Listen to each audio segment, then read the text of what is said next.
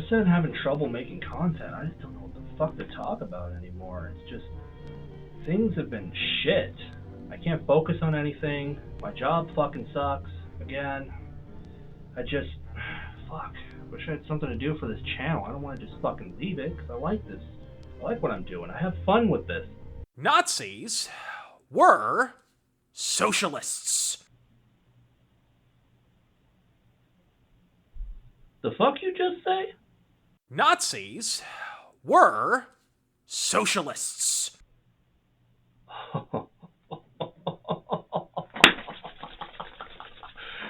Yes! Yes! This is perfect. You know what time it is. Hang on a second. Do do do do do do do do.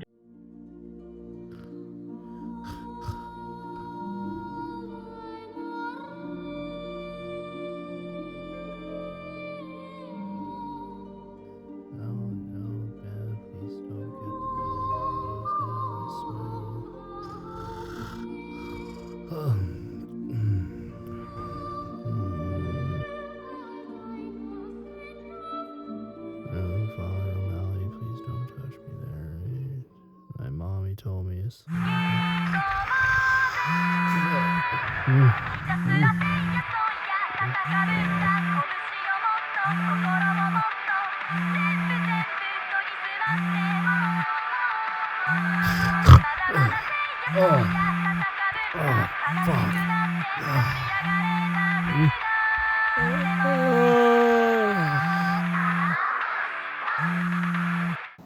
on, pick up the damn phone. The fuck do you want? Oh, Helena? Is that you? I'm not Helena, dumbass. Oh, Karina, it is you. What the hell happened to your phone? Well, it's a long story. See, I was protecting my book from some interdimensional being who was trying to destroy it. He threw some musical notes at me at one point, and it shattered my phone. Long story short. Fair enough. Where the hell are you, and why do you look like a lost member of Mushroomhead? I don't have a clue where the fuck I am, but I was having a nice nap before I was rudely interrupted. Now what do you want? Okay, alright. So, do you know who the Rageoholic is? Rageaholic. Yeah, Razor Fist? Yeah, that guy. Yeah, I used to watch his game reviews a long time ago. He was pretty funny and entertaining. Haven't watched his channel in years, but yeah. Sweet, alright. So, what if I told you he made a lot of political content? Oh. Well, it would depend on how good it is. Right, well, he has. He's made a lot. A lot. I don't like where this is going. Well, wait, hold on a second. To put it simply, he thinks Nazis are socialists. Well, alrighty then. Consider me fucking interested. Write me a script, slave. Yes, dear.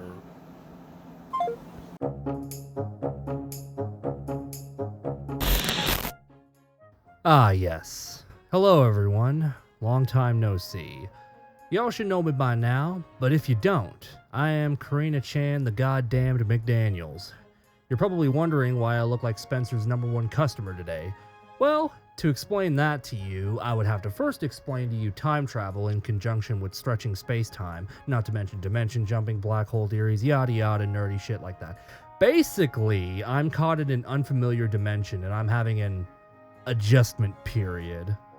I also lost my fancy little book I'm so famous for, so sucks for me, and potentially the universe as we know it, but hey, don't worry about it. You'll probably be fine. Instead, let us focus on this boyo, Razor Fist. Well, didn't expect to see you again like this. Before we start being brutally mean to poor old Mr. Fist here, I feel like I should appease the frothing angry fanboys who are inevitably going to descend on this video by saying that I liked Razor Fist. I do believe he's a talented game reviewer. That's originally why I started watching his channel. Metal Mythos is also really good and worth checking out. He was never boring to listen to, and he still isn't. That's one talent that will put him leagues above the fandom menace. He's well out of their wheelhouse in terms of charisma and delivery. He has all this stuff going for him. What's my problem then? Well, there is admittedly only one problem I have, and unfortunately it's a big one. How do I put this? His political videos are fucking god-awfully horrendous. Seriously, his hot takes rival Daily Wire in terms of idiocy. This dude makes Fox News look fair and balanced. I wish that was a joke. I mean, he literally made an entire video trying to argue that Nazis were actually socialists. Of course, to make a take this stupid, you would have to have no idea what socialism even is. Not only that, but you would have to have no idea what fascism even is. As much as I would love to tear that one apart, Vosh already did that. I encourage you to watch this video, it's very good. I refrain from covering videos that other people already covered much better than me, but for a quick summary, he basically points to a bunch of quotes in some fascist literature and he says, "Durr, this kinda looks like socialism, bro." He's doing essentially what Bible thumpers did with science books. They quote mine a book for out of context quotes that they could just use to justify their backwards ass positions. At one point, he even calls Keynesian economics socialism, which, of course, leaves me fucking dumbfounded. Anyways, I think you're now expecting my usual format, where I take a video at random and I check it out while cutting in to occasionally mock and or correct some wrong information stated therein. I'm still going to do that. However, there's a twist. Just call me M. Night Shyamalan. I have a question for you. Do you want to know how I got these scars? It's actually not that remarkable. But I have another question for you. Did you know Razor Fist was actually in a debate before? Oh, yes, he was. This man, who has no idea what Nazis or socialists are, is going to get into a professional political debate. Oh, this could only go well. How's about we watch that and give our boy Laserbitch a chance to defend his positions under direct scrutiny? That sounds fun, right? That way, I can more fairly present Razordick's spectrum of beliefs and be able to mock them in a more condensed format than my usual content. Plus, I mean, this debate was a wild one. There was multiple points in time where I was actively asking myself, what the fuck am I watching? It was a total fever dream. For context, Du Hast Mitch is debating on the Drunken Peasants podcast with a strapping young man by the name of Kyle Kalinske, host of Secular Talk. Full disclosure, I'm a big fan of Kyle. I agree with him with 90 to 95% of his positions. He's a progressive-leaning independent, meaning he hates both political parties because of their rampant corruption, and he supports things like universal health care, pro-choice, universal background checks for guns, minorities' rights, Build Back Better, Green New Deal, the list goes on. I highly recommend you check out Secular Talk. It's really good. For your personal enjoyment, I'm going to show you the clips I found the most interesting.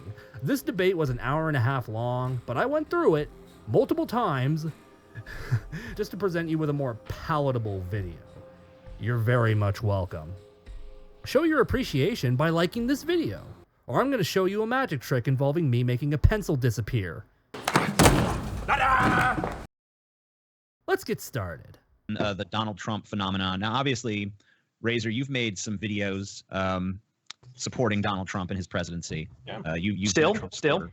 absolutely, unabashedly. So the question that I'm going to pose to both of you, and it's going to be posed to Razor first, is Donald Trump a good president? And you can begin now. In order to make that statement, you have to have a metric for it. In recent memory, the only thing I can go off of is from Obama to Bush Senior, a president is considered successful, air quotes, if of the half dozen LSD-fueled pipe dreams they pitched to the plebs during the general election, they're able to implement at least one. That appears to be the criteria. I wouldn't piss on Obama. I wouldn't piss on Obama to extinguish a fire, but I do believe, looking at it objectively, history may record him as an effective executive because while he didn't close Guantanamo, and he certainly didn't end any wars. Try not to interrupt, Kyle. Sorry. I'm laughing. I'm not interrupting, dude. No, look, while he didn't close Guantanamo and he didn't end any wars in the Middle East, if anything, quite the opposite. he was able to fulfill 2 major campaign promises. He pushed through Obamacare, and he croaked bin Laden.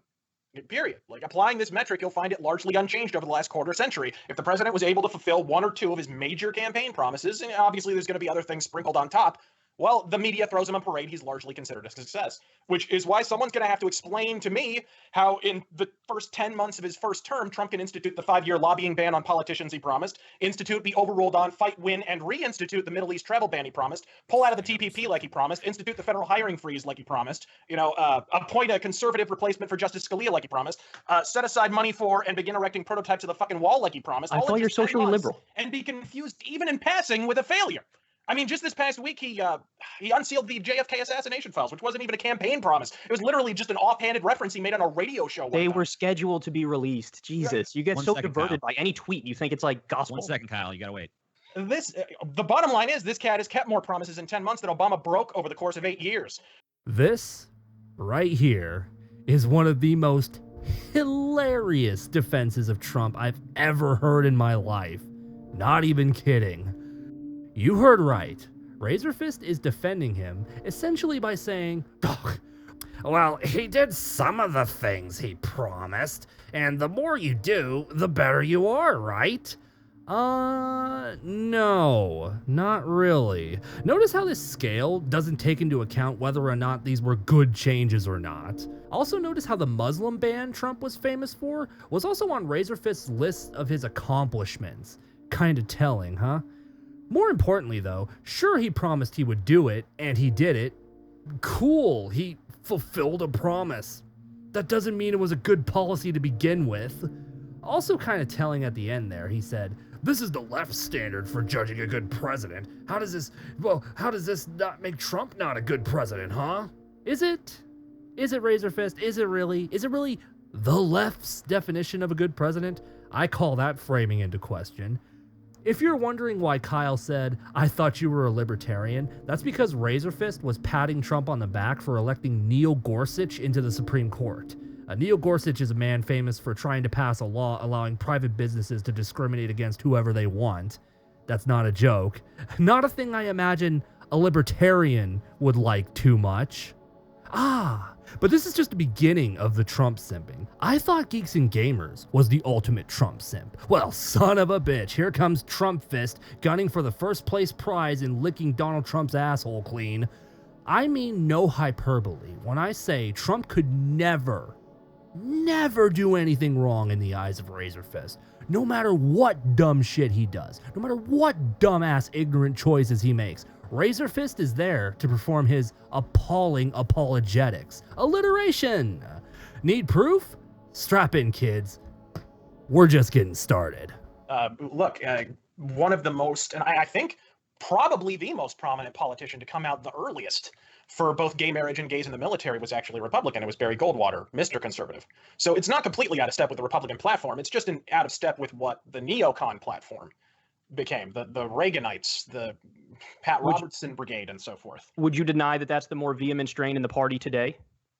I think that's definitely changed with Trump, who's holding a rainbow flag on stage. I think there's certainly been a paradigm shift there.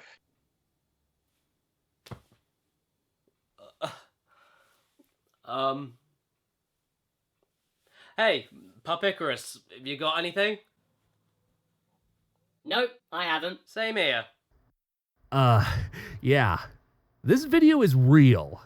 I know you might find that hard to believe after watching that exchange, but yes, Razorfist is 100% serious here. Durr, Trump liked the gays cause he hold flag once. Trump different from other Republicans, he hold flag. Durr.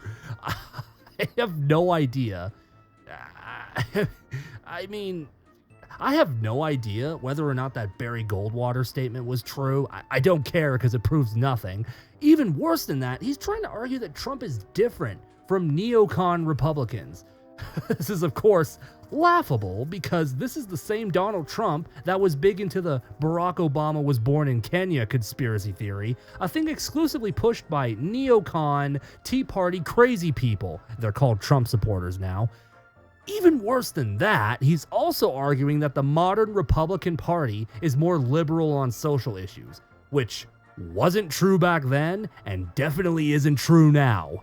Take a casual look around at the elected officials in red states like Texas, Alabama, Mississippi, Oklahoma, Arizona, etc., and you'll see how bullshit that statement truly is.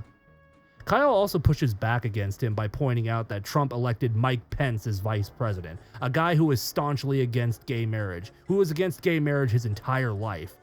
He also points out that Trump's pandering won't matter if he doesn't actually do anything to illustrate his morals. Funny, Razor Fist, all that shit you talk about woke liberal snowflakes virtue signaling, you seem to ignore it because Trump is the one doing it. A little bit hypocritical, don't you think, buddy? Just a little twist of the knife here at the end. The future has proven Razor Fist to be totally incorrect on this one, given the plethora of anti-LGBTQs that Trump has tried to pass with the rest of his party. Looks like that defense aged worse than Madonna. Out of step with the Republican Party. What a crock of shit. He had people from Romney advising him on who was going to be in his cabinet and so forth. This was clearly, a lot of his cabinet, unfortunately, in the beginning, were conciliatory picks for the neocons. Because at the end of the day, he was trying to unite his party. He's made this mistake before, by the way, in the primary when he, instead of standing his ground and standing in opposition to Rand Paul and John McCain, he gave kind of a last-minute endorsement so that he could get their endorsement in kind, and then they just wound up sticking the knife in anyway. He's been rife with this. Look, this is a non-politician. He went from a civilian, albeit a popular one, to president of the United States in less than a year. He's not stupid, but he's also not a politician. And there's clearly going to be teething issues, and there clearly have been with his cabinet in general. But yeah, I don't understand why you would even Goldman Sachs insiders swing a dead cat and don't hit a Goldman Sachs insider in Washington D.C. Oh, I dare you. Please! You don't even believe that. No, much less on the Republican side. Oh, God. Please make it stop. It just gets worse and worse with each passing minute. Just makes me want to tear my own face off and light it on fire. Calm down. Calm down. Calm. Okay, this is a popular statement parroted endlessly by Trump's dumber-than-dog-shit supporters. Donald Trump is outside man. Outside man, no part of establishment. Trump man who tells it like it is. Trump no politician like establishment. This logic is incredibly flawed on so many levels. Let's simply remember that Trump's big call to action for becoming president was to, quote-unquote, drain the swamp, meaning that he was going to purge the rampant corruption infecting Washington. The whole drain the swamp narrative is totally undermined when you surround yourself with establishment scumfuck Wall Street dick suckers. I just love listening to Razorfist flounder and make excuses for Trump. He's basically saying, well, what can you do? Ra-dum-bum-ba-dum-bum. I mean, his hands are tied, bro. Are they? Are they, Razorfist? I thought he was his own man. I thought he would do things his own way. You're telling me he has to play ball with the establishment in order to do that? I mean, I seriously don't understand how someone could try to make sense of this. What a completely limp dick defense from our little Razor boy. Interesting note to add here, I found one of Razorfist's video where he defends Trump's cabinet choices, and I have an interesting clip I'd like to share with you. In my election rant, I argue that we haven't seen this level of institutional corruption since the Prohibition era, and argue that Trump should follow the example of Elliot Ness by forming his own team of untouchables, which every limberdick lib took as their cue to point out their increasingly circuitous connection to one shitty group or another. But how can he drain the swamp? He's filling his cabinet with swamp scum. Well, it took me all night, but it was worth it. And before you regale me with how his labor secretary has an immediate, second, distant, bifurcated cousin thrice removed through a second marriage whose neighbor's milkman once walked into a Goldman Sachs in a completely anticipated turn of events, I think you fucks misunderstood me. Elliot Ness's untouchables weren't chosen for their choir boy backgrounds or boundless moral certitude. They were chosen for loyalty. Ness reasoned rightly that with organized crime's tendrils stretching everywhere from the police to City Hall, it was far more important to have devoted friends than decent ones. Hell, Ness himself was a lush and a lech whose conduct in a car accident was called well into question years later. But this wasn't about Elliot Ness's moral character or that of his fellows. It was about a mission to clean up the city of Chicago, and to that end, he succeeded, at least as much as any single human being could at that time. That's a nice argument, Senator. Why don't you back it up with a source? My source is that I made it the fuck up. Oh, good lord. Okay. All right. Let me try to rationalize what I just heard. So, you're defending Trump's horrible cabinet choices by saying Trump is picking them because they're loyal, not necessarily because they're good people, right? And this is supposedly his plan to destroy a corrupt establishment. Let's point out that Razorfist doesn't explain how this would work beyond some like crackpot theory that sounds like the plot to a Godfather movie. It also doesn't make sense why he's trying to relate a 20s gang of vigilantes to the inner workings of the US government. Does this make sense to anybody? It sure as fuck makes my head hurt trying to comprehend. That's not even mentioning the fact that Trump's cabinet has record turnover for an administration. I mean, so much for the guys being the loyal lapdogs that Razor was hoping they were gonna be. It's almost like Trump isn't a genius 4D chess player, and instead he's a corrupt narcissistic buffoon who had no business anywhere near the Oval Office. Well, imagine that. Oh, okay. Well, look, I consider the wall kind of immaterial, more of a ceremonial centerpiece that is much less important than the multi-pronged approach to added immigration enforcement in general. And that's just to enforce the laws we already have, mind you. That's not even making any new ones. Like, to me, untrammeled and even misguidedly regulated illegal immigration, a la the DREAM Act or DACA, has over the past half century generated more misery, monetary crises, even outright death across both sides of the border. And here's the part the left don't like to talk about. Both sides of the border is where this occurs, than any of this kind of poison-palmed largesse that was actually intended to ameliorate the problem to begin with. Look, this is my issue with the progressive position on immigration. They're fully erect to the prospect of throwing money at the problem, but actually rolling up their sleeves and addressing the issue on the ground, like, not so much. Like, hell, even Habitat for Humanity, you know, Jimmy Carter, I'm surprised he hasn't dislocated his own shoulder, patting himself on the back for founding that one. Does the vast majority of his work not in the United States, actually, and in other South American nations, not in Mexico. And the reason why is simple. When you actually kind of plant your ass on a plane and get down there, you realize illegal immigration ain't working out for Mexico any better than it is for us. Like, I don't see how Jimmy Carter could maintain his present position on illegal immigration while standing in front of a shantytown built on, you know, they're building their houses out of fallen down billboards on literal mountains of trash in the feedback loop of misery that his policies objectively help to create. I mean, it's bad enough in the States where, according to Pew Research and the Center for Immigration Studies, well over half of all illegal immigrants are on government welfare, and an even higher percentage are on food stamps, all while paying no income tax, mind you, the vast majority of them, because they are usually paid under the table as farm hands, construction workers, and the like. But by all means, like, to bring it back to Mexico and the Mexican side of the border, which is the one no one wants to talk about, the Mexican government is corrupt. Period. You don't have drug cartels putting out hits on police chiefs and even mayors and actually carrying out the hits without anything resembling reprisal, without someone being on the take. Mexico requires either a revolution or a reform so radical it could easily be mistaken for one, which is why endlessly corrupt Mexican politicians like the avowed never-Trumper Vicente Fox have continually used the border with Mexico as a kind of political pressure release valve. In any country that bordered one that, unlike us, actually enforced its immigration law, it would have happened already, because every assassination, every warehouse, I mean, that turns up with dismembered torsos of civilians who spoke out against the Zetas or some other cartel, the pressure would build and build, and eventually it would just explode. Okay, I'll give Razorfist some credit here. He's approaching this issue much differently than Fox News would. Fox News, for instance, doesn't give a shit about how Mexico is doing. They only care about how America's doing. It at least makes him, unique on this subject. What he's saying might make a lot of sense to you as well, but I assure you, as soon as you add some nuance to the situation, you will realize how absurd what he's saying really is. Razorfist wants us to believe that if we, the US, were even more hawkish on immigration than we already are, then Mexico will finally be able to revolt against its corrupt government. That's quite a dream you got there, Blazerfist. I call it a dream, not only as a pun, but also because there are many flaws with this plan you got there. I don't, and will never understand, why right-wing pundits complain so much about the border. You do realize that immigration in the US from Mexico is at record lows, right? That's including illegal immigration, by the way. It dropped immensely after 2007. Do you remember who was elected president in 2007? That's right. It's our boy, Barack Obama. He was called the deporter-in-chief for a reason. Forgetting all that for a second, let's just make a few things crystal clear. The Mexican government is heavily corrupt. They are corrupt in favor of the brutal Mexican cartel who have huge amounts of money and weaponry. Why do they have all of this money and influence? Does anybody know why? Well, here's just a theory here. I think it might have a lot to do with the fact that under the Nixon administration, the US started cracking down on drugs the same way they cracked down on alcohol in the 20s.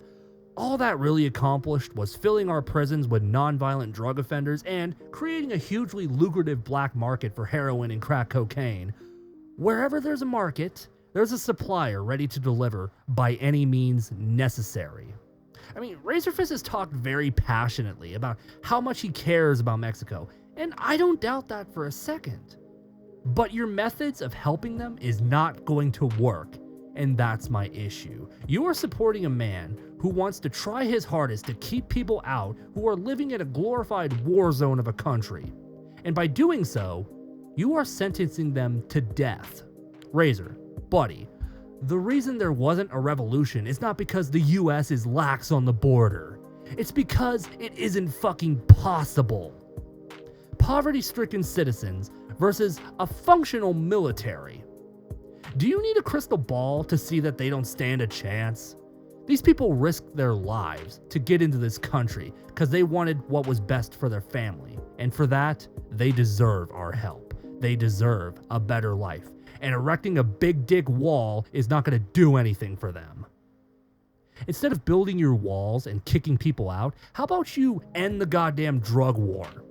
That will bring the cartel to its knees within 3-6 months at the latest. Don't talk like you care so much, but ignore the biggest contributing factor to the problem. Okay, I got that out of my system. All right, that's all the Trump simping I can tolerate. Let's move on before my head explodes. Let's see how Razor Dude feels about guns. This should be better, or at least less likely to make me lose my lunch. Okay, let's go look at the bastion of cap and ball control that is United Kingdom, where gun suicides are microscopically small. Admittedly, look, that's going to happen. There's no use denying basic facts. If you reduce the availability of guns, obviously that's going to happen. It's just 2% are committed with guns, I believe. But alternate methods, such as hanging, overdose, or suffocation, more than compensate. They jump up to 60%. Here in the States, it's like 24%. Oh, better ban rope and razor blades, Great Britain, like top 2. I mean, the second highest suicide rate in the world is found in South Korea, and they have banned guns outright, period. Look, the regulation of firearms in this country, particularly the despotic variant found in major population centers, and incidentally murder capitals, despite all their efforts at gun control, like Chicago or Los Angeles, it's an anachronistic artifact from what is now nigh universally regarded as one of the blackest chapters in U.S. domestic policy, the Prohibition era. For all the left's efforts to arbitrarily demarcate between the two, to sort of cherry pick which draconian pablum to overturn and which to ratify, so they can hold on to like weed or lose their legal guns at the same time, they willfully ignore the fact that the NFA piggybacked off of the Volstead Act and boasted the very same champions in Congress. The irony, of course, is that the most recent revival of the gun control debate comes in the wake of the Las Vegas massacre, which I'll go on record, having looked at both cases, I think it was clearly in some way inspired by the Texas clock tower sniper of the 1960s, Charles Whitman. There's too many similarities, and the guy was old enough that he lived through it. I just have a feeling on that one. But look, not merely because they both use like high vantage points to assail their victims, it's that they both employed identical tactics. Anyone who has watched the news saw the 2 broken out windows in the hotel Stephen Paddock fired from. Both he and the clock tower sniper used 2 opposite firing zones to triangulate their targets and give themselves a sort of field of fire in excess of 180 degrees. It's like a military tactic.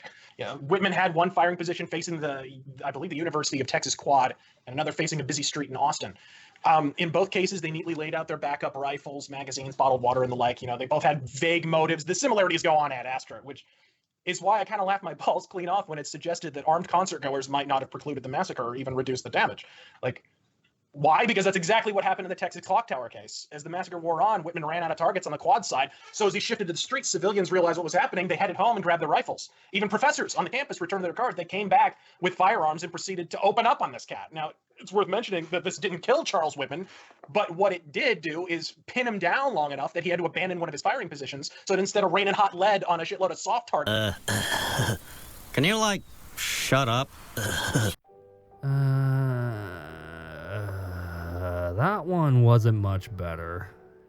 As you can tell, Razorfist is firmly planted on the side of banning guns is bad. Fair enough. I mean, the majority of the left doesn't want to ban guns, but whatever, let's roll with it. He seems to just parrot some NRA/Tucker Carlson-esque talking points on this issue, especially with the, oh, better ban razors and ropes line. Very similar to Tucker Carlson saying we don't ban cars when they run people over. Moving on, let's remember that the debate topic was, do more guns lead to more violence? And what I find funny is that Razorfist seems to shoot himself in the foot right from the get-go by admitting that less guns would lead to less violence, but then trying to sweep it under the rug by talking about countries that ban guns like South Korea and the UK, classic NRA tactic to point out bad things happen in a country that ban guns. Only one small issue. This isn't about suicides, it's about gun homicides. Even considering that 62% of gun deaths are suicides, the US still has vastly more gun-related murders than any other developed country. That's before you even bring up the fact that if guns were less easily obtainable, less suicides would happen in the first place. Guns are the most popular method for suicide because it's painless, much more painless than any other method you can name. Kyle, of course, mops the floor with him on that point, and I think Razorfist is starting to figure out that he's losing the argument badly, so he tries to bounce back with this like minute-and-a-half long agonizing anecdote that could be summarized as, all you need is responsible gun owners and mass shootings would be less deadly, which is just a massive load of NRA propaganda. Let's not even address that this is just one giant anecdote. Let's just engage with this for a second. On the surface, this argument makes perfect sense. If there's more good people with guns, they can stop bad people with guns. Let's not get caught up in the whole good guy with a gun fallacy. Let's just talk about average Joes with guns versus mass shooters. This idea only makes sense in theory, but we live in reality. Things are very different here. Mass shooters are rarely indiscriminate. They plan shit out months, years in advance. They consider every little detail. They have the element of surprise on their hands. You never know where they will strike next. That's more important than you might think. Remember, we aren't talking about 20-year Army veterans. We're talking about Susan the babysitter, Joey the mechanic, Ned the geography teacher, average everyday people. They went to the range now and again, but odds are good they aren't going to outshoot someone who has to jump on them and aims better than they could. But hell, let's say that they have strength in numbers, alright? There's more of them than him. Nice, the day is saved, right? Not exactly. Anybody can shoot at paper targets. It's a very different thing to shoot another human being, even if your life is in danger. Are you prepared to do that? Are you really? Because odds are, no you aren't. I know it's hard to believe, but average people don't live their lives with the thought that they will have to defend their lives at any given moment. Average people also don't tend to perform well under pressure. And how can you blame them? If you fail, you die. You're unarmored, you're vulnerable, you don't have a chance in hell of killing this guy in a chaotic situation, and even if you did have an opportunity, you're putting yourself at great risk. You're gambling with your life. Will you risk death to save a bunch of strangers? I'm not asking you personally, the viewer. I'm not asking you, Razorfist. I'm asking, how do you think the average person would answer that question? Hate to crush your hope in humanity, but most of them would not. Even if they had a gun, they would turn tail and flee for their lives. How am I so confident in that stance? Well, because most people are selfish. They aren't going to risk everything for people they don't know, and it's hard to be mad at them in this circumstance. Not only that, but you might remember the Uvalde shooting from a while ago. Funny enough, this perfectly demonstrates my argument to a T. These police officers had every advantage in the world against this school shooter scumbag. They had numbers, they had armor, they had training out the ass, and what did they do? Fuck nothing. They did fuck nothing. That kid had all the time in the world to gun down whoever the hell he wanted, and the cops stood by and let him. Why? They put the safety of themselves above all else. Yes, these people had all the advantages in the world, and they did fuck all. Incredible. If you actually look at the history of this, the same shit happened in Columbine, I shit you not. The SWAT team never fired a shot. They never fired a single bullet at Eric and Dylan. They killed themselves after killing shitloads of kids unchallenged. This is a few of the multitude of issues that I have with the whole good guy with a gun narrative. There's no such thing, period.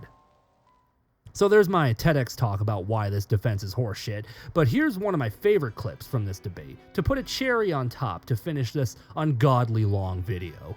In this clip, Kyle asks our boy if more guns equals less crime, then why is it the US the most peaceful country on earth? And Razorfist's response to this is golden. There are areas where, yes, it absolutely equals more peace. Okay, so here's the follow-up question to that. All right. Why is the U.S. already not the most peaceful? Myriad factors, proximity to the Mexican border, the cartel war, many factors. A lot of it...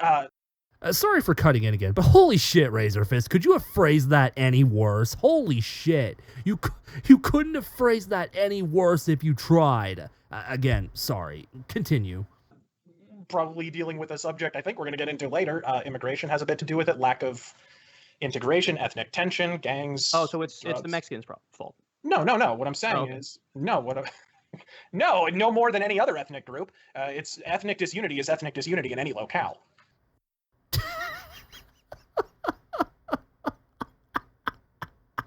Oh, dear Lord. Oh, dear Lord. I just watched this man jam his foot in his mouth, only to take it out, but then immediately jam it even further in his own mouth. Ethnic disunity? Wow.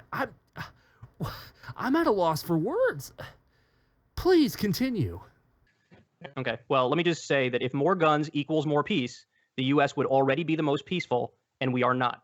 Like I described before, 33,000 gun deaths a year. That includes homicides, suicides, and accidents. About 10 or 11,000 homicides every year. If it were the case that having more guns made everything more peaceful, because as you said, hey man, the good people outnumber the bad people. So if people are armed, then they'll be able to stop the bad guy doing the shooting. Okay, well if that was the case, well then we would already have the most peaceful country, and we'd have the fewest gun deaths, and we don't. Flawless victory, fatality. If you would like to watch the rest of this incredible debate, it will be linked in the description. There was a lot more than this, but this is what I found to be the most interesting. Some closing thoughts. Wow, that was something. That was something, all right. What I was wondering for a while is, well, is our boy Razorfish here just stupid, or is he a pundit? And well, after watching this debate and seeing enough of his political content, I don't think the man is stupid. I think he's just a guy who gets all of his news and opinions from Tucker Carlson. I think the reason people like Razorfist is identical to why they like Tucker Carlson. A straightforward guy who's entertaining to listen to, who, quote-unquote, tells it like it is. And while I'd rather listen to Razorfist than any of the fandom menace, the amount of times he's been provably wrong and heavily biased in one direction is inexcusable to me. That's the biggest reason I just don't watch the guy anymore. I don't even think he does game reviews anymore. He just does streams broken up by pushing election fraud bullshit. Yes, he actually did do that, to nobody's surprise. I mean, does that even surprise you? It shouldn't. I don't hate you, Razorfist. I really don't.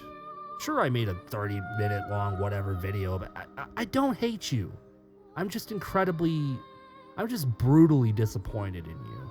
I don't ever hate anybody I talk about. I don't. I'm only ever just disappointed. If you stuck it out till the end, thank you. I appreciate you. I may have been gone for a while, but that doesn't mean I haven't been working on stuff. You'll see. Have a good day, everyone. Oh, it's nap time.